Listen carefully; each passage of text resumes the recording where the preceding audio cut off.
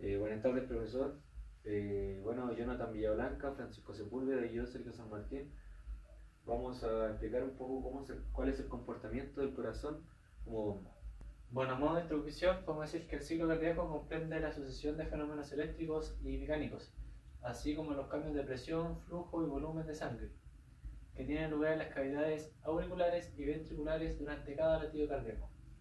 Es un fenómeno extraordinariamente complejo, que consta de dos fases: la diástole, durante la cual las cavidades cardíacas se relajan y se llenan de sangre, y la sístole, durante la cual las aurículas y los ventrículos se contraen, y expulsando la sangre hacia los ventrículos y hacia la cavidad pulmonar y sistémica, respectivamente. Bueno, la primera fase es la sístole auricular. En esta, el primer acontecimiento cardíaco es la generación de un potencial de acción en las células del nodo sinusal, que despolariza ambas aurículas, dando lugar a la onda P del electrocardiograma. Y como las válvulas auricoventriculares están abiertas, envían una cantidad adicional de sangre al ventrículo, produciendo un aumento transitorio en la presión auricular, generando la onda así como del volumen ventricular. Acá hay un aumento, ¿cierto?, del volumen ventricular en el electrocardiograma. La cantidad de sangre almacenada en el ventrículo tras finalizar la contracción auricular e inmediatamente antes de la sístole ventricular se denomina volumen diastólico final. El volumen diastólico final, ¿cierto? El cual constituye el punto de referencia para calcular la fracción de eyección, y en condiciones normales es de unos 110 a 130 milímetros de mercurio. Bueno, la sístole ventricular es la contracción del tejido cardíaco ventricular. Esta contracción produce un aumento de presión dentro de los ventrículos y la eyección de la sangre contenida en ellos. Este impide que la sangre vuelva a las aurículas mediante el aumento de presión que cierra la válvula bicúspide y tricúspide. La sangre sale de las arterias pulmonares y aorta. Estas también se llaman válvulas sigmoideas, para evitar el reflujo de la sangre. La fase de contracción isovolumétrica es la primera fase de la sístole ventricular y dura unos 50 metros por segundo.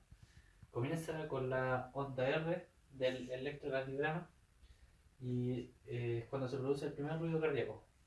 Termina cuando la presión intraventricular supera la presión diastólica aórtica, ¿ya? Y se abre la válvula aórtica. En esta fase, el ventrículo izquierdo, que es una bomba de presión, desarrolla tensión, y como consecuencia la presión intraventricular aumenta rápidamente. La presión intraventricular, ¿cierto?, aumenta rápidamente. Cuando al cabo de unos 20 o 30 metros por segundo la presión intraventricular alcanza unos 10 a 30 milímetros de mercurio, la válvula mitral se cierra. Está en este sector del corazón, la válvula mitral se cierra, ¿cierto?, lo que impide el reflejo de sangre a la aurícula y retrocede hacia la aurícula, produciéndose el primer ruido cardíaco, a la auscultación y la onda C de la curva de presión auricular. La onda C, ¿cierto?, de la curva de presión auricular. En estas condiciones, el ventrículo izquierdo, que queda aislado de la aurícula derecha y de la aorta, y se contrae de forma isovolumétrica, ya que el ventrículo desarrolla tensión para el volumen ventricular no varía. Bueno, en la fase de eyección existe un volumen telesistólico de 70 ml.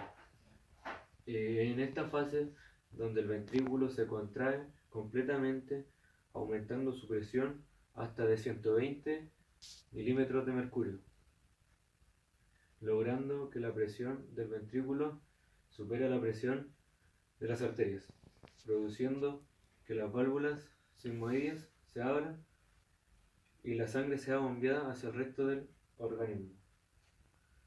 Bueno, y al finalizar, la presión vuelve a su un poco normalidad, 80 milímetros de mercurio.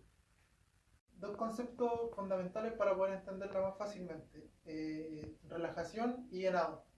En la relajación isovolumétrica, el corazón ya se ha contraído, entonces ahora se empieza a relajar, y al relajarse las paredes se extienden. Las válvulas aórticas y pulmonares se cierran y ahí sucede un efecto de reflujo. Para que no suceda esto, las válvulas aórticas y pulmonares se cierran. Las válvulas auriculoventriculares también se cierran debido a que es isovolumétrica. No hay movimiento en la cantidad del volumen. La presión en el ventrículo izquierdo, que era de 120 su máximo, ahora es de 10 milímetros de mercurio. La presión de la aorta, que era de 120 a 80 milímetros de mercurio, y el volumen, que se mantiene igual debido a que es la relajación isovolumétrica.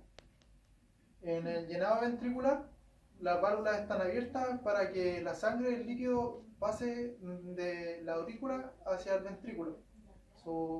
Hay dos fases: el llenado pasivo y el llenado activo. En el llenado pasivo, las aurículas están llenas de sangre, entonces su presión es mayor a la del ventrículo. Se abren las válvulas auriculoventriculares para que pase la sangre y se produce el llenado de la aurícula al ventrículo el 80%.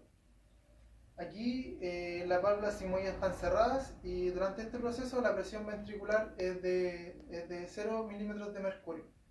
En el llenado activo, aquí las aurículas se contraen y las válvulas auriculoventriculares se abren para que ocurra el 20% restante del llenado hacia el ventrículo. Las válvulas sigmoides también se encuentran cerradas y la presión de la aurícula es menor a la del ventrículo, y esta a su vez menor a la de las arterias. Bueno, a modo de conclusión, podemos destacar que los eventos del ciclo cardíaco son funciones de reserva, las cuales permiten el correcto funcionamiento del sistema circulatorio. Las presiones indicadas en las fases de sístole y diástole respectivamente son las idóneas para mantener la presión sanguínea a niveles normales dentro del corazón, y fuera de este, como en las vías pulmonares y las vías sistémicas.